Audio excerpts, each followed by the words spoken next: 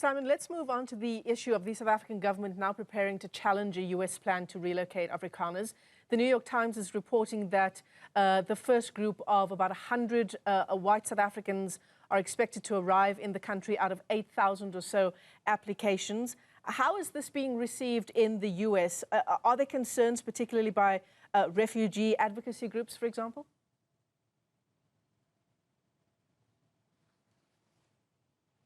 Well, refugee advocacy groups, of course, find it utterly astonishing that a Trump administration that would close America's doors almost wholesale to refugees from all over the world, because that is, in essence, what President Trump has done in the weeks since he returned to the White House on January the 20th, would throw America's doors open for one group of people, Afrikaner farmers, based on a false statement that the president has made about the Expropriation Act. He argues that those farmers are being dispossessed of their lands without compensation. He also argues more broadly that white Afrikaner farmers are suffering human rights abuses at the hands of President Ramaphosa's government. And of course, the United States government chides President Ramaphosa for the position that South Africa took at the ICJ, accusing Israel and Prime Minister Benjamin Netanyahu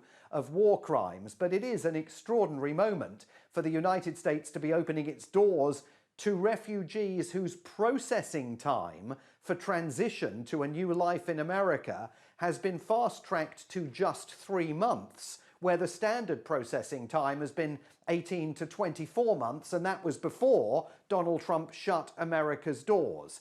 I think it's fair to say that most Americans don't really know this is taking place, and it's curious that the government wants to send, apparently, this delegation of US government officials to Dulles Airport to welcome the first Afrikaners as they fly in, because that will certainly raise visibility of this within the United States. And it's not clear that the American public will necessarily back it. I mean, Republican Trump voters don't want anybody coming in. They want America's doors shut, and they certainly aren't particularly literate in the politics of South Africa.